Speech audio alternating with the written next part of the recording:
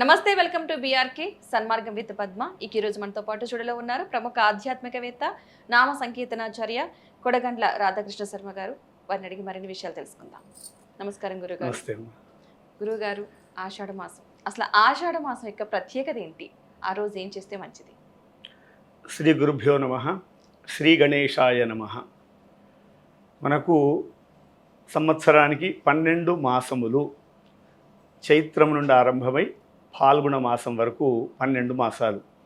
ఇందులో చైత్రం, వైశాఖం, జ్యేష్టం, ఆషాఢం, 4వ మాసము ఆషాఢ మాసం అంటాం. ముఖ్యంగా శుభకార్యాలు ఆరంభమై మాఘమాసము నుండి ఆరంభమవుతాయి. దాన్నే మఘాది పంచకము లేదా మాఘాది పంచకము అంటారు. ఎందుకంటే అందరూ కూడా ఎదురు చూస్తుంటారు మాఘమాసం ఎప్పుడు వస్తుందని. మాఘము, ఫాల్గుణము, చైత్రము, వైశాఖము, జ్యేష్టం, వీటిని 5 మాఘాది పంచకం అంటారు. అంటే 5 మాసములు శుభకార్యాలన్నీ ఉంటాయి. ఈ 5 మాసాల తర్వాత వచ్చేటువంటిది ఆషాఢ మాసం. కానీ ఒక కొత్త సంవత్సరం ఉగాది నుండి ఆరంభమై వచ్చేటువంటి దానికి 4వ మాసంలో వచ్చేటువంటిది ఆషాఢ మాసం. దీన్ని మన ప్రాంతంలో ముఖ్యంగా దీన్ని శూన్యమాసము అని అంటారు. శూన్యమాసం అంటే ఏంటంటే ఈ సమయంలో శుభకార్యాలు చేయకూడదనేటువంటి భావం. సంవత్సరంలో పౌష్యమాసం, పుష్యమాసం ఒకటి, ఆషాఢమాసం ఒకటి, భాద్రపద మాసం ఒకటి. ఈ సందర్భంగా మనకు శుభకార్యాలు ఉండవు. ఈ ఆషాఢమాసంలో అనేకమైనటువంటి విశేషాలు కూడా ఉంటాయి. ఆషాఢమాసంలో సాధారణంగా వర్షములు ఉంటాయి. ఇది గ్రీష్మ ఋతువుతో ఆల్రెడీ మనకు ముందున్నటువంటి మాసము వెళ్ళిపోగానే వచ్చినటువంటి ఆషాఢంలో మనకు జ్యేష్టము, ఆషాఢము 2 కూడా గ్రీష్మ ఋతువులో ఉంటాయి. ఈ గ్రీష్మ ఋతువు అంతా కూడా పంట పొలాలు, పంటలు పండుతూ ఉంటాయి, విత్తనాలు వేసుకొని ఆల్రెడీ ఉంటాయి, వర్షాలు చక్కగా పడుతుంటాయి. కనుక ఆషాఢ మాసానికి విశేషాలు అనేకంగా ఉన్నాయి. ఈ ఆషాఢము ఆరంభముతోటే అమ్మవారిని ఆరాధించడం. అంటే ఈ ఆరాధనలోనే అమ్మవారు వారాహి రూపంగా ఉన్నటువంటి అమ్మవారిని గుప్త నవరాత్రులుగా చేస్తుంటారు 9 రోజులు. ఆ తర్వాత దీంట్లోనే విశేషంగా 2వ రోజు నుండే జగన్నాథస్వామి వారి యొక్క ఉత్సవాలు జరుగుతుంటాయి. పూరి క్షేత్రంలో మహావిష్ణువు కృష్ణ రూపంగా జగన్నాథుడుగా ఉన్నటువంటి ఆ బలభద్రుడు సుభద్రతో ఉన్నటువంటి ఆ స్వామిని ఈ 2వ రోజు అంటే విధియ, దాని విధియ అంటారు. విధియ నుండి ఉత్సవాలన్నీ ఆరంభమవుతాయి. స్వామివారి ఊరేగింపు, ఆ విశేషాలన్నీ జరుగుతుంటాయి. అంతేకాకుండా ఆషాఢ మాసంలోనే వచ్చేటువంటివి తెలంగాణలో ముఖ్యంగా బోనాలు. ఈ బోనాలు అనేటువంటివి కూడా చాలా ముఖ్యంగా తెలంగాణలో ప్రాధాన్యత, మిగతా చోట్ల లేవని కాదు. కానీ తెలంగాణలో విశేషంగా జరిగేటువంటి ఉత్సవం బోనాల పండగ. అంతేకాకుండా ఆషాఢ మాసంలో స్త్రీలకు ముఖ్యమైనటువంటి రోజు అని చెప్తారు. ఎందుకంటే ఈ మాసంలో ఆడవాళ్ళందరూ కూడా చక్కగా గోరింటాకు పెట్టుకొని ఉంటారు. ఇంకా అనేకమైనటువంటి విశేష వ్రతములు కూడా ఉంటాయి.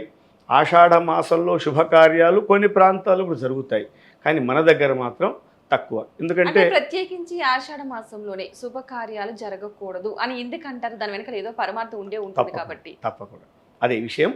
ఆషాఢంలో శుభకార్యాలు జరగకపోవడం మన తెలుగు ప్రాంతాల్లో ముఖ్యంగా, కానీ కొన్ని ప్రాంతాల్లో జరుగుతాయి. దాన్ని ఏమంటారంటే మిథున ఆషాఢం అంటారు. అసలు మిథునం అంటే ఏంటంటే జంట, కానీ మన దగ్గర లేదు అది. కానీ మన దగ్గర కూడా 1, 2 జరిగితే జరగవచ్చు. మిథునం అంటే ఎప్పటి వరకు అంటే శుద్ధ పాడ్యం నుండి పౌర్ణం వరకే. తర్వాత పౌర్ణమి అమావాస్య వరకు శుభకార్యాలు ఉండవు ఆషాఢ మాసంలో. కానీ ఇది రేర్గా ఉంటాయి, చాలా తక్కువ. కారణము ఇంతకుముందు చెప్పినట్టుగా మనకు 5 మాసాలు మఘాది పంచకంలో ఉండేటువంటి వాటి వరకు శుభకార్యాలన్నీ జరిగి, ఇక్కడ ఆషాఢంలో ఇది శూన్యమాసంగా చూస్తాం కనుక మన ప్రాంతంలో, మన దగ్గర అంతా కూడా చాంద్రమానము, సౌరమానము. చాంద్రమానం చంద్రుని బట్టి లెక్కలు పెట్టేది, సూర్యుని బట్టి లెక్కలు పెట్టేటువంటి ఈ యొక్క మన తెలుగు ప్రాంతాల్లో లేదా మన దక్షిణాదంతా కూడా ఆషాఢ మాసాన్ని శూన్యమాసం అంటారు. శూన్యమాసంలో చక్కగా హాయిగా ఉండాలి అంటే ఈ వర్షములన్నీ వచ్చి అనేకమైనటువంటి ఇబ్బందులు కూడా ఉంటాయని ఈ మాసంలో దాదాపుగా శుభకార్యాలు జరగకుండానే ఉంటాయి. ఇదే కారణం, ముఖ్య కారణం శూన్యమాసం. దీని పేరే శూన్యమాసం. దీనికి ప్రత్యేకించి వేరే కారణం అంటే ఏం లేదు. ఇది శూన్యమాసం కనుక అంతకుముందు 5 నెలలు వరుసగా శుభకార్యాలు జరుగుతాయి కనుక పెద్దవాళ్ళు నిర్ణయం చేసి పెట్టినా మనకు జాతక ప్రభావమైనా కూడా లేదా చంద్ర సూర్యులను బట్టి అయినా కూడా ఈ మాసం అంతా కూడా విశ్రాంతిగా ఉండాల్సినటువంటి మాసంగా చెప్పి దీంట్లో ఇంకా విశేషాలన్నీ కూడా చెప్పారు. అందుగురించే శుభకార్యాలు జరగకుండా ఉంటాయి కార్యక్రమం. ముఖ్యంగా గురువుగారు ఈ ఆషాఢ మాసంలో వివాహాలు అస్సలు జరిపించరు, ఎందుకంటారు? ఎందువలన జరిపిస్తే వల్ల ఏమన్నా అనర్థాలు ఉంటాయా, ఏమిటి అసలు? అయితే వివాహానికి ఒక శుభముహూర్తం కావాలి, శుభమాసం కావాలి. ముఖ్యంగా ఉత్తరాయణం అనేటువంటిది ఈ మాసంలో వెళ్ళిపోయి దక్షిణాయనం ఆరంభం అవుతుంది. ఆషాఢంలోనే దక్షిణాయనం. ముఖ్యంగా వివాహ శుభముహూర్తాలు కానీ, ఉపనయన ముహూర్తాలు కానీ, దేవతా ప్రతిష్టలు కానీ ముఖ్యంగా చేయాల్సింది ఉత్తరాయణ పుణ్యకాలము. ఈ ఉత్తరాయణ పుణ్యకాలం ఎప్పుడు వస్తుందంటే సంక్రాంతి తెల్లవారు నుండి, అంటే మకర సంక్రమణం అని జరుగుతుంది. మకర రాశిలో సూర్యుడు ప్రవేశించినప్పటి నుండి మనకు ఉత్తరాయణం ఆరంభమవుతుంది. ఆ ఉత్తరాయణము నుండి దక్షిణాయనం వచ్చే వరకు కూడా శుభకార్యాలు జరగడం విశేషం. అందులో ఈ యొక్క 5 నెలలు మాఘమాసము, పాల్గొనము, చైత్రము, వైశాఖము, జ్యేష్ఠము, ఈ 5 మాసాలు ఉత్తరాయణంలోనే ఉంటాయి. ఆషాఢ మాసం కూడా ఉత్తరాయణంలో కొంత భాగమే ఉంటుంది. అందు గురించి కూడా ఈ యొక్క మాసంలో శుభకార్యాలు జరగడం తక్కువ. కానీ ఇంతకుముందు చెప్పినట్టుగా మిథున ఆషాఢం అని మనకు కొద్ది రోజులు ఉంటుంది ఉత్తరాయణం. ఇప్పుడు ఈ సంవత్సరం మనకు దక్షిణాయనము ఈ మాసంలోనే ఆరంభం అవుతుంది. బహుశా ఏకాదశి తర్వాత ఆరంభం అవుతుంది. ఇప్పుడు మనం సంకల్పం చెప్పేప్పుడు అంతా కూడా ఉత్తరాయణే అని చెప్తాం. ఈ మాసం నుండి దక్షిణాయనే అంటాం. ఈ దక్షిణాయనం ఎప్పుడైతే ఆరంభమవుతుందో అప్పటి నుండే దీన్ని చాతుర్మాస్య వ్రతము అని సన్యాసం ఎవరైతే తీసుకుంటారో వాళ్ళు దీక్షగా ఉంటారు. ఈ 4 నెలలు కూడా ఏవైతే పురుగులన్నీ తిరుగుతుంటాయి వాటిని సంహారం చేయకుండా, అంటే కాళ్ళతో నడవడం తొక్కుతుంటాము కనుక ఈ మాసం అంతా కూడా ఇంట్లోనే ఉండి దీక్షగా ఉండడము, లేదా ఉపాసన చేసుకోవడము, లేదా వ్రతాలు చేసుకోవడము, అమ్మవారిని సేవించడము ప్రధానంగా చెప్పబడ్డాయి. కనుక ఈ ఆషాఢ మాసం అనేది శూన్యమాసం అని చెప్పడం ద్వారా ఈ మాసంలో శుభకార్యాలు చేయడం నష్టమవుతుందా కాదా అంటే, ఎక్కడైనా ప్రాంతంలో కొన్ని ప్రాంతంలో మిథునాషాఢంగా చేశారు, కానీ మన దగ్గర ఆచారం లేదు కనుక మనం చేయడం తక్కువ. ప్రత్యేకించి ఈ ఆషాఢ మాసంలో భార్యాభర్తలు ఇద్దరు ఒకే ప్లేస్లో ఒకే చోట ఉండకూడదని అంటూ ఉంటారు. అమ్మాయినేమో వాళ్ళ అమ్మగారింటికి పంపిస్తూ ఉంటారు. ఏమంటారు దీనికి వెనకాల పరమార్థం ఏముందంటారు? ఇది నిజంగా చెప్పాలంటే ఇది వ్యావహారికంగానే వచ్చిందని చెప్పొచ్చు. పూర్వంలో వివాహం అంతా కూడా చిన్న వయసులో అవుతుండేది. అంటే 8 వర్షాత్ భవేత్ కన్య, అంటే కన్యాదాన ఫలితం వస్తుందని చిన్నపిల్లలకి చేసేవారు. తర్వాత అది ప్రభుత్వాలు కూడా చట్టాల్లో కూడా అది పనికిరాదని చెప్పారు. కనుక మనము కాస్త 18, 21 ఆ సంవత్సరం చేస్తున్నాం. చిన్నప్పుడు ముందు చేసేటువంటి మాఘ, పాల్గొన, చైత్ర, వైశాఖ, జ్యేష్ఠ మాసాలు, ఈ 5 మాసాల్లో పెళ్ళవుతుంటే అప్పుడు అమ్మాయి సరే పెద్దగా ఇప్పుడు తీసుకున్నా కూడా అమ్మాయి పూర్వంలో ఏంటంటే అబ్బాయిని ముందు చూడదు, కేవలం పెళ్ళిలోనే చూస్తుంది. అంతకుముందు పెద్దవాళ్ళు నిర్ణయం చేసి పెట్టింది. ప్రస్తుత కాలంలో ఎంగేజ్మెంట్లు, రింగులు మార్చుకోవడాలు, దండాలు ఇవన్నీ అవుతున్నాయి, కానీ పూర్వంలో అది లేదు. ప్రస్తుతం అవన్నీ ఉన్నా కూడా మళ్ళీ ఒక తెర పెడుతున్నాం, తెర ఒక బట్టలా పెట్టేసి అప్పుడు చూసుకోండి అంటాం. ఇంతకుముందు ఎన్నిసార్లు చూసినా, కానీ పూర్వంలో మాత్రం పెద్దవాళ్ళు వెళ్ళి నిర్ణయం చేసి చెప్తే వాళ్ళు దానికి ఒప్పుకునేవాళ్ళు, అక్కడ అమ్మాయి అయినా అబ్బాయి అయినా. ఆ రకంగా వాళ్ళకి ఒక కొత్తదనం, అత్తగారింటికి వెళ్ళిన తర్వాత కొత్తదనం. ఇది ముఖ్యంగా వ్యవహారికంగా వచ్చిందంటే కారణం ఏంటంటే, ఒక పాల్గొనమో, జ్యేష్ఠమో, వైశాఖమో మాసంలో పెళ్ళైతే ఆ అమ్మాయి అత్తగారింటికి వెళుతుంది. వెళ్ళిన తర్వాత అంత కొత్తదనంగా ఉంటుంది అక్కడ. కనుక ఈ సమయంలో ఇంకొక మాట కూడా ఉంటుంది, అంటే వ్యవహారంగా చెప్పడానికి. అప్పటికే ఒకవేళ అమ్మాయి పెద్దగా అయిన కాపురం, చిన్నప్పుడు పెళ్లి చేసినా కాపురాన్ని వెళ్ళిన తర్వాత ఒకవేళ అమ్మాయికి ఏదైనా కూడా తనకు ఒక గర్భం వచ్చినట్లయితే తల్లిగారింట్లో సుఖంగా ఉంటుంది ఎంతైనా కూడా. కనుక అక్కడికి పంపించడం ఒకటి. తర్వాత కొత్తదనం ఉంటుందేమో, పెళ్ళై రాగానే ఇక్కడికి వచ్చేసింది, కొంత మనం అక్కడికి పంపిద్దామనే ఉద్దేశం చేత అత్తగారిని కోడలు చూడకూడదని, కోడల్ని అత్తగారు చూడకూడదని ఇది ఒక మినహాయింపుగా పెట్టినటువంటి యొక్క సాంప్రదాయము, అది ఆచారంగా వచ్చింది. ముఖ్యంగా దీనికి చెప్పాల్సింది ఏంటంటే, కొంచెం బెరుకుదనం, భయము అనేటువంటిది పోవాలి. వాళ్ళు కొద్ది రోజులు ఇక్కడ వచ్చి వెళ్ళి వెంటనే అక్కడికి పోవాలని, లేదంటే తనకు అప్పటికి ఆల్రెడీ ఒకవేళ గర్భం వచ్చినట్లయితే తను రక్షణగా ఉంటుంది, తల్లిగారింటికి వెళ్ళాలని కూడా కారణం చేత ఆషాఢంలో అత్తాకోడళ్ళు ఒక్క దగ్గర ఉండకూడదు అనే భావం. ఎందుకు ఒక్క దగ్గర, అది కూడా ఎందుకు చెప్పాలంటే ఇది మొదటి సంవత్సరంకే చెప్పారు. అవును. మళ్ళీ 2వ సంవత్సరం 3వ సంవత్సరం చెప్పలేదంటే అర్థమైపోయింది. వెళ్ళొద్దంటే ఎప్పుడు వెళ్ళొద్దంట. అవును. ఒకటేసారి మొదటిసారికే చెప్పారు అంటే అది ఆచారంగా వచ్చింది. ఇంకొక మాట ఎందుకు ఆచారం అన్నామంటే అసలు భార్యాభర్తలు ఎప్పుడు ఒక్క దగ్గర ఉండాలి. ఏదో పండగలు సరదాగా తన ఇంటికి పుట్టింటికి వెళదామంటే అది వేరు. ఎందుకంటే ఇద్దరు చేయాల్సినటువంటి చాలా ఉంటాయి కార్యక్రమాలు, అనేక యజ్ఞయాగాదులు ఉంటాయి, జప తప హోమాలు ఉంటాయి. ఇవి ఇద్దరు కలిసే చేయాలి. అమ్మాయి అక్కడికి వెళ్ళి దీన్ని ఒకటేలా చేసుకుంటారు కదా. అయితే ఇది కారణం కేవలము ఆ భయమని పోవడానికి కోసమై కొంచెం కొత్తదనం ఉంటుంది, వాళ్ళకి ఒక మార్పు ఉండాలి.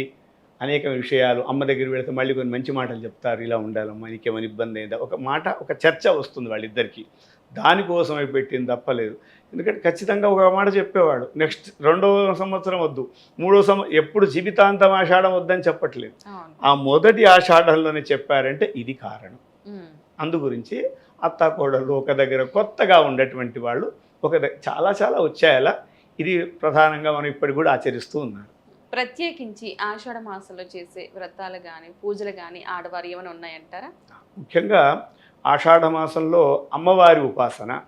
ఆమె లలితా త్రిపుర సుందరి. ఆ త్రిపుర సుందరి అమ్మవారు ఈ మాసంలో మనకు వచ్చేటువంటి మొత్తం కూడా 4 నవరాత్రులు ఉంటాయి. ఆ 4 నవరాత్రులు మాఘమాసంలో ఒకటి, చైత్రమాసంలో ఒకటి, ఆషాఢ మాసంలో ఒకటి, తర్వాత వచ్చి ఆశ్వీజ మాసంలో వస్తాయి. ఈ 4 నవరాత్రుల్లో గుప్త నవరాత్రులని అంటారు. అమ్మవారి యొక్క ఉపాసన చేస్తూ ఉంటారు కనుక ఈ 9 రోజులు అంటే ఆషాఢ శుద్ధ పాడ్యమి అంటే ఆషాఢ మాసం ఆరంభమైనటువంటి మొదటి రోజు నుండి 9 రోజుల వరకు కూడా అమ్మవారి ఉపాసన చేయడం. అంటే లలితా త్రిపుర సుందరిగా, మహాలక్ష్మిగా, సరస్వతిగా, ఏ విధంగా అయినా కూడా ఆ అమ్మవారి పేరే వారాహిగా. పూర్వకాలంలో ఎక్కువగా ఇది పేరులో లేదు కానీ ప్రస్తుతం అంతా కూడా వారాహి అమ్మవారిగా ఉపాసన చేస్తూ ఉంటారు. ఇది ముఖ్యమైనటువంటిగా చెప్పవారంటే అమ్మవారిని ఆచరించి. ఎందుకంటే ఈ సమయంలోనే పంట పొలాలకు వెళుతుంటారు గ్రామాల్లో ఉండేటువంటి వాళ్ళు కూడా. పంట పొలాలంటే కూడా అమ్మవారు లక్ష్మీ అమ్మవారు కనుక ఐశ్వర్యము ధాన్యము సంబంధించినటువంటి యొక్క ఆచరణ చేయడం ద్వారా అమ్మవారికి సంబంధించినటువంటి ఉపాసన వ్రతములు జప అనుష్ఠానాలు చేయడము స్త్రీలకు ప్రత్యేకించి, పురుషులు చేయొద్దని కాదు, స్త్రీలకు ప్రత్యేకంగా ఆషాఢ మాసంలో చెప్పారు. అంటే ప్రత్యేకించి ఏ వ్రతాలైనా పూజలైనా స్త్రీలు చేస్తే మంచిదా పురుషులు చేస్తే మంచిదా? ఇంట్లో కొన్ని వ్రతాలు కలిసే చేయాలి. వరలక్ష్మి వ్రతం ఉంది, శ్రావణ మాసంలో వస్తుంది. ఆ వ్రతం ఇద్దరు కలిసి చేయొద్దని కాదు, కలిసి చేయడం విశేషం. ఎందుకంటే కొన్ని వ్రతాలు పెళ్లి కాని వాళ్ళకు కూడా చెప్పారు. ఇప్పుడు అమ్మవారిని వారాహి అమ్మవారిని పెళ్లి కాని వాళ్ళు కూడా చేయడం ద్వారా తొందరగా పెళ్ళవుతుందని, మంచి వరుడు వస్తారని చేశారు. సో అక్కడ స్త్రీయే చేయాలి కదా. అట్లాగే అమ్మ చేస్తుంది, నాన్నగారు ఏదో బయటికి వెళ్ళారు, అప్పుడు అమ్మనే చేయాలి. ఇలా అమ్మకు కొన్ని విశేషమైనటువంటి స్త్రీలకు వ్రతాలు చెప్పారు కనుక స్త్రీలు చేయడము ద్వారా కొన్ని విశేషాలు. సత్యనారాయణ వ్రతం ఉంది, అది దాదాపుగా కలిసి కూర్చుంటారు. ఎప్పుడో కుదిరినప్పుడు ఆ భర్త యొక్క వస్త్రం దగ్గరగా పెట్టుకొని చేస్తారు. కానీ ముఖ్యంగా వ్రతములు చాలా వరకు ఆడవాళ్లకు చెప్పారు. ఎందుకంటే కొన్ని యజ్ఞయాగాది క్రతువులు ఉంటాయి, పురుషులకు చెప్పారు. కానీ అది చేసినా తాను ఉండాల్సిందే భార్య. కానీ కొన్ని వ్రతాలకు భర్త ఎటన్నా పని మీద వెళ్ళినా కూడా తను చేసుకోవడానికి కొన్ని మాత్రమే. అలా అని హాయిగా ఉంది ఆయన వెళ్ళిపోయి నేను చేసుకుంటాను లేదు, ఇద్దరికి కలిసి చేయడం ఉత్తమ లక్షణం. అదేవిధంగా ఇప్పుడు ఆషాఢ మాసంలో ప్రత్యేకించి తెలంగాణలో బోనాల పండుగ చేస్తూ ఉంటారు. ఏంటి ఆ ప్రత్యేకత ఏంటి? అసలు ప్రత్యేకించి ఆషాఢ మాసంలో ఎందుకు చేస్తూ ఉంటారు? మంచి విషయం. మామూలుగా ఇంతకుముందు చెప్పినట్టుగానే ఆషాఢం అంటే అమ్మవారికి విశేషంగా చెప్పాము. గ్రీష్మ ఋతువులో ఉన్నటువంటిది ఆషాఢ మాసం. ఈ గ్రీష్మ ఋతువు అంతా కూడా వర్షములతో ఉంటుంది. మన దగ్గర తెలంగాణలో ప్రత్యేకించి చాలా ఒక 200 సంవత్సరాల పూర్వము ఈ వర్షాల ద్వారా అనేకమైనటువంటి యొక్క వ్యాధులు, మశూచి కలరా లాంటి వ్యాధులు మనం అనుభవించిన మన సమయంలో దాని కరోనా లాంటి వ్యాధులు ప్రబలి ఒకరికొకరు అంటుకునేవి. ఇలాంటి సందర్భంలో అమ్మవారిని మహాకాళిగా, ఆ మహాకాళి అమ్మవారికి బోనము సమర్పించడం ద్వారా, బోనం అంటే తెలుగులో బోనం అన్న తెలంగాణ పదం, దానికి తెలుగులో ప్రత్యేకమైన అర్థం భోజనం. బోనం అంటే భోజనం. ఆ బోనాన్ని చక్కగా అలంకరించి స్త్రీలు ముఖ్యంగా దాంట్లో చక్కగా అన్నం వండుకొని వేపాకులు పెట్టుకొని దీపం పెట్టుకొని అమ్మవారిని సేవిస్తుంటారు. ఆ అమ్మవారే గ్రామదేవతగా, మహాకాళిగా, పోచమ్మగా అనేక రకములుగా అమ్మవారికి చేయడం ద్వారా ఆ సమయంలో ఆ వేపాకులో ఉండేటువంటి యొక్క వ్యాధి నిరోధక లక్షణాలు ఆ అమ్మవారికి ఇదే సమర్పిస్తే అమ్మవారు అందరినీ చల్లగా చూస్తుంది అనే భావనతో ఈ బోనములను సమర్పించడం మనకు సాంప్రదాయంగా వచ్చింది. భోజనం సమర్పించడం అనేది అనేక ప్రాంతాల్లో కూడా ఉంటుంది, కానీ ప్రత్యేకించి తెలంగాణకు ఇది ఒక వరం. బోనాల పండగ అనగానే ఎంత ఆనందం, అందరూ కూడా బంధువులందరూ పిలుచుకుంటారు. హైదరాబాద్లో కూడా చాలా వైభవంగా గ్రామాల్లో కూడా జరుగుతాయి.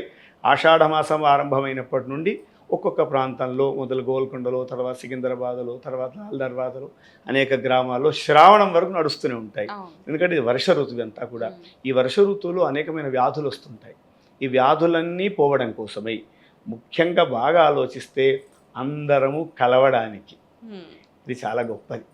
ఏ పండగ అయినా ఏ పూజ అయినా కూడా మనందరం ఒక్క దగ్గర కలవడం కోసమై చేసేటువంటిదే ఉత్సవము, అదే బోనము. ఆ బోనముల ద్వారా అమ్మవారికి సమర్పించడం ద్వారా అమ్మవారు మనది చల్లగా చూస్తుంది అనేటువంటి భావనతో మన పెద్దవాళ్ళు పెట్టారు. ఇది అంతకు పూర్వం ఉందా లేదా మనకేం తెలియదు, కానీ మన దగ్గర ముఖ్యంగా 200 సంవత్సరాల నుండి ఇది ఆచరణలో ఉందని, అంతకుముందు కూడా చేశారని పెద్దవాళ్ళు చెప్తుంటారు. కనుక ఎందుకంటే కొన్ని విషయాలు శాస్త్రంలో ఉండవు, కానీ అమ్మవారి పూజ చేయడం ఎప్పుడు ఉంది. ప్రత్యేకించి బోనాల పండగ అనేది ఎప్పుడైతే ఈ కలరామ శూచ అనేటువంటి అంటువ్యాధులు ప్రబలినప్పుడు అవన్నీ పోవడానికి అమ్మవారు ఎవరి మనస్సులో వచ్చేసి అమ్మా ఇది చేయండి, మీరు చేస్తే ఇప్పటికి మనకు రంగం అని ఉంటుంది. బోనాల పండగ తెల్లవారి అక్కడ సికింద్రాబాద్ జరిగిన తర్వాత అంటే అమ్మవారు చెప్తుంది నాకు ఇది చేయండి ఇది చేయండి అని అమ్మవారు పలికిస్తుంది వాళ్ళ చేత. అటువంటిదే బోనాల పండగ అని మనకు ప్రాశస్త్యంగా, మనకు చాలా ఉత్సవం వైభవంగా సాగుతుంది. గురువుగారు ప్రత్యేకించి ఆషాఢ మాసంలో శాకంబరి అమ్మవారిని పూజ చేస్తూ ఉంటారు. విశిష్టత ఏంటి అసలు? శాకంబరి అనగానే కూరగాయలు, శాకములు అంటారు, శాకాహారం అంటాం కదా. మనం నిత్యం భోజనం చేసేటువంటి పదార్థాల్లో అనేకమైనటువంటి కూరగాయలన్నీ ఉంటాయి. ఆకుకూరలు, తర్వాత మనకు కాయలుగా ఉండేటువంటి కూరలు. వీటన్నింటి చేత అమ్మవారికి అలంకరణ చేయడము అంటే అమ్మవారికి సమర్పణ చేయడముగా శాకంబరిగా అమ్మవారు కనిపిస్తుంది. ఆషాఢ మాసంలోనే ఈ వారాహి నవరాత్రులు అయిన తర్వాత చివరిలో పౌర్ణమి వరకు కూడా అమ్మవారిని శాకంబరిగా కొలుస్తుంటారు. అంటే ఈ శాకములు అంటే కూరగాయలు అంబరము వస్త్రములుగా ధరించినట్టుగా ఉంటుంది అమ్మవారు. అందు గురించి ముఖ్యంగా విజయవాడలో దానికి ముందుగానే వరంగల్ భద్రకాళి దేవస్థానంలో అమ్మవారిని చేస్తారు. ప్రస్తుతం అన్ని దేవాలయాలు అమ్మవారి దేవాలయాల్లో చేస్తున్నారు. ఈ పెట్టినటువంటి అమ్మవారికి నైవేద్యంగా పెట్టినట్టు, ప్రత్యక్షంగా నైవేద్యం, దూరంగా చూపించి మనం తింటాం మిగతావి, కానీ ఇక్కడ కాదు. తన శరీరం పైన మొత్తం అనేకమైన దేవాలయం అంతా కడుతూ ఆ ఆకుకూరలన్నీ కూడా అందరికి ఇవ్వడం ద్వారా, ఆ పదార్థం మనం తినడం ద్వారా అది అమృతం అవుతుంది, అది బలం అవుతుంది, పుష్టిగా ఉంటాము, రోగములు నశిస్తాయి అని అమ్మవారిని అందరూ సుఖంగా ఉండాలి. అందరూ అనగానే కేవలం మనుష్యులే కాదు, స్త్రీ పురుషులే కాదు, సకల ప్రాణికోటి అన్ని జీవములన్నీ కూడా సుఖంగా ఉండాలనేటువంటి భావన చేత అమ్మవారిని శాకంబరీదేవిగా కొలుస్తూ ఆ అమ్మవారికి పెట్టినటువంటి నివేదన సంబంధించినటువంటి కూరగాయలందరికీ అందరూ భోజనంగా చేసి అమ్మవారి అనుగ్రహాన్ని పొందుతారు. ఇదే శాకంబరి ఉత్సవం అని అమ్మవారికి 3 రోజులుగా 1 రోజుగా చేస్తూ ఉంటారు. ఇది ఆషాఢ మాసంలోనే ఈ దేవీ నవరాత్రులు, గుప్త నవరాత్రులు, వారాహి నవరాత్రులు పూర్తయిన తర్వాత చివరి సమయంలో చేస్తుంటారు. ప్రత్యేకించి ఈ ఆషాఢ మాసంలో వచ్చే పర్వదినాలు ఏమైనా ఉన్నాయంటారా? తప్పకుండా. ముఖ్యంగా చెప్పినట్టుగా అమ్మవారి ఉత్సవాలు, నవరాత్రులు, వారాహి నవరాత్రులు, ఆ తర్వాత పూరి క్షేత్రం అని ఉంటుంది. అక్కడ జగన్నాథ రథోత్సవం అని జరుగుతుంది. జగన్నాథుడు అంటేనే కృష్ణ పరమాత్మ. ఆ కృష్ణ పరమాత్మ తన అన్నగారితో తన చెల్లెలితో 3 కలిసి ఉన్నటువంటి క్షేత్రమే పూరి క్షేత్రం. దీంట్లో అంతరార్థంగా తీసుకుంటే అన్న చెల్లెలు చక్కగా కలిసి ఉండేటువంటి క్షేత్రం అది పూరి క్షేత్రం అంటేనే. అక్కడ ఆ స్వామి ఉంటాడు కృష్ణుడు జగన్నాథుడిగా, తర్వాత ఆ స్వామి అన్న చెల్లెలు సుభద్ర బలభద్రుడిగా ఉన్నటువంటి ఆ క్షేత్రం. అక్కడ ఉత్సవాలు అద్భుతంగా జరుగుతాయి. రథయాత్ర జరుగుతుంది చాలా వైభవం. అది ఆషాఢమాసం ఆరంభమైన 2వ రోజు నుండే ఆరంభమవుతుంది. తర్వాత బోనాల పండగ, ఇంకొక పండగ దక్షిణాయనము. ఒక అయనము అంటే 6 నెలలకు వచ్చేది ఒక అయనం. మామూలుగా మనకు సంక్రాంతి తెల్లవారి నుండి వచ్చేటువంటిది ఇప్పటి వరకు ఉన్నటువంటిదంతా కూడా ఉత్తరాయణము, ఉత్తరాయణ పుణ్యకాలము అంటారు. ఈ ఉత్తరాయణం ఎప్పుడైతే అవి వెళ్ళిపోతే దక్షిణాయనం అవుతుంది. దక్షిణాయనంలోనే ఈ ఆషాఢ మాసము, తర్వాత శ్రావణము, భాద్రపదము, కార్తీకము, మార్గశిరము, పుష్యమాసం, ఈ 6 మాసాలు ఈ దక్షిణాయనంలో ఉంటాయి. ఈ దక్షిణాయనం ఆరంభం అవ్వడం కూడా ఒక పుణ్యకాలం. ఏదైతే ఆరంభం అది పుణ్యకాలం అవుతుంది. ఆ పుణ్యకాలంలో తీర్థస్నానము, ఏదైనా నది దగ్గరికి వెళ్ళి స్నానం చేయడము, దేవతా సందర్శనం చేయడం ద్వారా, జప అనుష్ఠానములు చేసుకోవడం ద్వారా మనకు సిద్ధి కలుగుతుంది. మనం అనుకున్నటువంటి పనులు అవుతాయని పెద్దవాళ్ళు చెప్పారు. అదొక పండగ. ఆ తర్వాత ఈ మాసంలోనే మనకు పౌర్ణిమ అని వస్తుంది. గురు పౌర్ణిమ, ఆషాఢ శుద్ధ పౌర్ణిమ, అది గురు పౌర్ణిమ. అది గురు పౌర్ణిమ అనడం ఎందుకు అంటే, మనకు ముందు ముఖ్యమైనటువంటి గురువు ఎవరంటే కృష్ణ పరమాత్మ. కృష్ణం వందే జగద్గురు అంటాం. అసలు జగద్గురు ఎవరంటే కృష్ణ పరమాత్మ. ఆ తర్వాత వ్యాస మహర్షి, ఆ తర్వాత ఆదిశంకరుడు, తర్వాత ఆదిశంకరులు వచ్చేటువంటి పరంపరలో అంతా కూడా మనం జగద్గురు అని చెప్పుకుంటాం. అంటే గురు పౌర్ణిమ అని అందు గురించి వచ్చింది. ఎందు గురించి ముఖ్యంగా అంటే వ్యాస పరమాత్మ, వ్యాస భగవానుడి యొక్క పుట్టినరోజు, వ్యాసుడు పుట్టినటువంటి రోజు గురు పౌర్ణిమ. ఆ పౌర్ణిమ ఆషాఢ శుద్ధ పౌర్ణిమ రోజు వ్యాసుడి యొక్క జన్మోత్సవం కనుక ఇది ముఖ్యంగా వ్యాస పరమాత్మకు సంబంధించిందంటే, ఇక్కడ వ్యాసాయ విష్ణు రూపాయ వ్యాసరూపాయ విష్ణవే నమో వై బ్రహ్మనిధయే వాసిష్ఠాయ నమో నమః. అంటే వ్యాసుడంటే సాక్షాత్తు విష్ణుమూర్తి స్వరూపము. ఒక బుద్ధిని కలిగించడానికి, ఒక మంచి సన్మార్గము చేయడానికి, మన కార్యక్రమం పేరు కూడా సన్మార్గమే కనుక ఒక మంచి మార్గంలో మనల్ని పెట్టడానికి వ్యాస భగవానుడు విష్ణు రూపం నుండి వచ్చినటువంటి ఆయన కనుక ఆయన పుట్టినరోజు గురు పౌర్ణిమ. కానీ ప్రస్తుతం గురు పౌర్ణిమను వ్యాస భగవాన్ని మర్చిపోతున్నాం, మిగతా వాళ్ళందరికీ చేస్తున్నాం. ఆ రోజు మన గురువుగారి, మన చదువు చెప్పినటువంటి గురువుగారు పూజించుకోవడం, వాళ్ళకి నమస్కారం చేసుకోవడం, వాళ్ళ స్మరణ చేసుకోవడం, వాళ్ళ ఇంటికి వెళ్ళి దండం పెట్టుకోవడం, ముందు అమ్మకు నాన్నకు, మన ఇంట్లో ఉండే గురువులు వాళ్ళకు, ఎందుకంటే వీళ్ళు ఉన్నారు జీవించి లేని వాళ్ళకి ఫోటోకో ఎక్కడో దండం పెట్టుకుంటాం, మంచి విషయం. కానీ వ్యాస పౌర్ణిమను గురు పౌర్ణిమను తీసుకెళ్ళి వేరే వాళ్ళకి కలుపుతున్నాం. ఇది దుఃఖమైనటువంటి విషయం. కానీ తెలుసుకుంటే సరే, ఎవరికన్నా పెట్టుకున్నా సరే మా గురువైనా సంతోషం. కానీ అసలు ఎందుకు వచ్చింది అంటే అది ముఖ్యంగా వ్యాస భగవానుడి యొక్క జన్మోత్సవం కనుక అది గురు పౌర్ణిమగా చెప్పబడ్డటువంటి వారికి సంబంధించిందే. మిగతా వాళ్ళని మనం అందరికీ అన్వయం చేసుకుంటున్నాం, తప్పేం లేదు. మాకు చదువు చెప్పారండి మా గురువు గారు, గొప్ప, చాలా గొప్ప విషయం. కానీ అసలు ముఖ్యమైన విషయం మర్చిపోవడం కష్టం కనుక అది వ్యాస పౌర్ణిమ అంటేనే గురు పౌర్ణిమ అంటేనే వ్యాస పౌర్ణిమ, వ్యాస పౌర్ణిమ అంటే గురు పౌర్ణిమ. ఇది మనకు ఆషాఢ శుద్ధ పౌర్ణిమ రోజు వచ్చేటువంటి శుభమైనటువంటి రోజు. ఈ నెలంతా కూడా గొప్పదే, ఈ నెల కాదు ప్రతిరోజు గొప్పదే. కానీ దాంట్లో కొన్ని విశేషాలు తెలుసుకోవడం అనే విశేషం కనుక ఈ ఆషాఢ మాసంలో అమ్మవారి నవరాత్రులు, తర్వాత జగన్నాథ ఉత్సవాలు, బోనాల పండగ, దక్షిణాయన పుణ్యకాలము, తర్వాత వ్యాస పౌర్ణిమ, ఇదే గురు పౌర్ణిమ. ఇవి ముఖ్యమైనటువంటి పండగలు ఈ నెలలో వచ్చేటువంటివి. ప్రత్యేకించి ఈ ఆషాఢ మాసంలో రైతులకు ఏ విధమైన లాభం ఉంటుంది అసలు? తప్పకుండా ఈ మొత్తం వర్షాలు పడేటువంటి రోజులు ఇవన్నీ కూడా. ఆల్రెడీ మృగశిరాకారత నుండే పంటలన్నీ వేసుకుంటారు. ఒక్కోసారి కాలం అప్పుడప్పుడు అకాలం అవుతుంది, సువృష్టి రాకుండా వృష్టి, అతివృష్టి అవుతుంది, అనావృష్టి అవుతుంది. రైతు మొత్తం జగత్తుకు తను నడిపించేవాడు. రైతే రాజు అని ఒక పదం ఉంటుంది కనుక జై జవాన్ జై కిసాన్ అంటారు. ఎందుకంటే ఆయన మొత్తం జవాన్ ఏమో మొత్తం దేశాన్నంతా చుట్టూ కూడా బోర్డర్ ఫోర్స్గా ఉండి రక్షిస్తుంటే, ఈ రైతు ఇక్కడ తన క్షేత్రంలో, తను ఉన్నటువంటి గ్రామంలో భూమిని తాను నాగలితో దున్ని పంటలు పండించి కడుపు నింపుతున్నాడు. ఆయన దేశ రక్షణ, ఈయన కడుపు నింపుతున్నాడు. ఈ మాసంలోనే ఈ యొక్క ఆషాఢం అంతకుముందు నుంచి ఆరంభమవుతాయి. పంటలు చక్కగా అప్పుడప్పుడే ఆరంభమై మొత్తం వాతావరణం అంతా కూడా ఆనందంగా ఉంటుంది. ఈ సమయంలోనే మంచి వర్షాలు పడితే రైతు ఆనందంగా ఉంటాడు. సరిగా వర్షాలు సమయానికి రాకుండా ఉన్నా, ఎక్కువ వర్షాలు పడ్డా కూడా బాధతో ఉంటాడు కనుక ఆ రైతు బాధగా ఉండొద్దని మనందరం కూడా ప్రార్థన చేస్తూ ఉండాలి. అలాంటి సమయంలోనే ఈ వ్రతాలు అందు గురించే. ఈ అమ్మవారు ఉపాసన చేసినా, బోనాలు చేసినా కూడా, గురువుని ఆరాధన చేసినా, అక్కడ కృష్ణ పరమాత్మను ఆరాధన చేసినా సువృష్టి రావాలి, మంచి వృష్టి వచ్చేస్తే రైతు చక్కటి పంటలు పండుతాయి. ఆ పంటల్లో కూడా మంచి బలం ఉంటుంది, వచ్చినటువంటి ధాన్యంలో కూడా. అందు గురించి రైతుకు ముఖ్యమైనటువంటి యొక్క కాలం ఇదంతా కూడా. వర్షాలు వస్తే తను నీళ్లను జాగ్రత్తగా కాపాడుకుంటూ ఏ ఏ పొలములకు ఎలా పంపించాలని తను జాగ్రత్తగా చూసుకుంటాడు. అందు గురించి రైతులకు సంబంధించింది కూడా ఇది మంచి గొప్ప రోజు. ఎందుకంటే తను బోనాల పండుగ కూడా తను ఆనందపడుతూ చేసుకుంటాడు, మాకు మంచి పంటలు పండాలి, మంచి వర్షాలు రావాలని కూడా. ఇది రైతులకు కూడా ముఖ్యమైనటువంటి మాసం. ప్రత్యేకించి గురువుగారు, ఈ ఆషాఢ మాసంలో ఆడపిల్లలు గోరింటాకు పెట్టుకుంటూ ఉంటారు. ఎందుకు అలాగ పెట్టుకోవాలా? శాస్త్రం ప్రకారం ఏం చెప్తారు? మామూలుగా గోరింటాకు లక్షణము ఎర్రగా పండుతుంది, అది చూడగానే ఆనందం ఉంటుంది. గోరింటాకు వ్యాధి నిరోధక లక్షణాలు చాలా ఉంటాయి. అటు ఆయుర్వేదంగా చూసినా వైదికంగా చూసినా కూడా.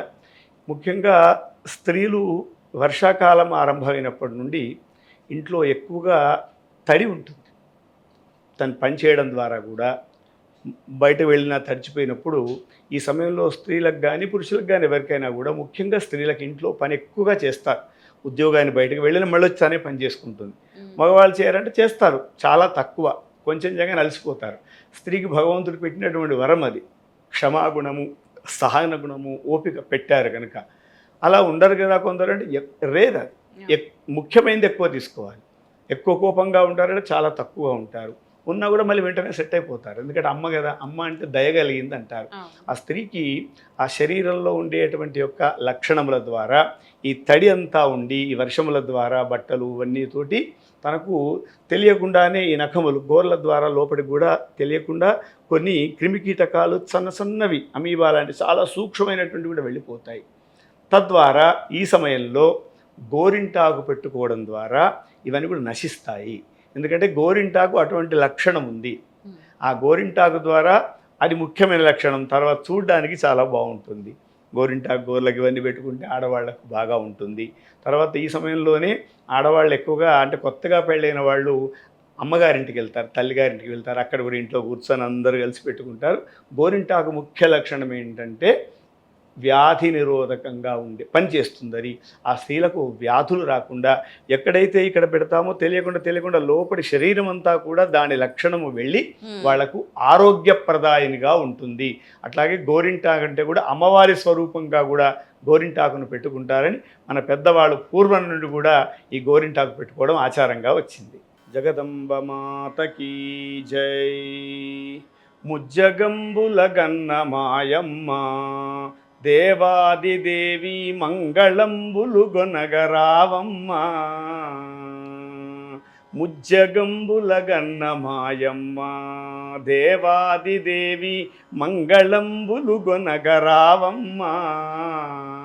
ముమ్మూర్తుల శక్తి నీవే, ముగ్గురమ్మల మూలమీవే. ముమ్మూర్తుల శక్తి నీవే, ముగ్గురమ్మల మూలమీవే. ముదితలకు మాంగళ్య రక్షణ చేసి మురిసెడు తల్లి నీవే. ముజ్జగంబుల గన్న మాయమ్మ దేవాదిదేవి మంగళంబులు గొనగరావమ్మ.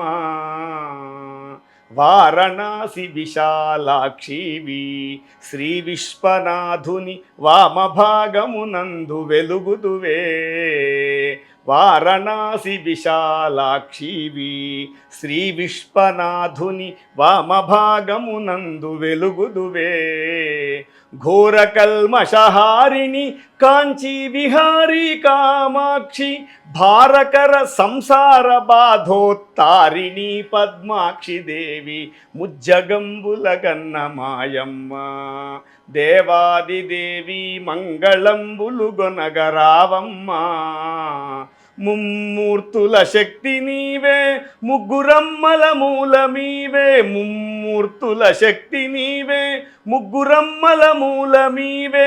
ముదితలకు మాంగళ్య రక్షణ చేసి మురిసెడు తల్లి నీవే. ముజ్జగంబుల గన్న మాయమ్మ దేవాదిదేవి మంగళంబులు గొనగరావమ్మ. మంగళంబులు గొనగరావమ్మ దేవాదిదేవి ముజ్జగంబుల గన్న మాయమ్మ. జగదంబ మాతకీ జై. ఓకే గురుగారు, ఆషాఢ మాసం గురించి ఎంతో గొప్పగా వివరించారు. ధన్యవాదాలు.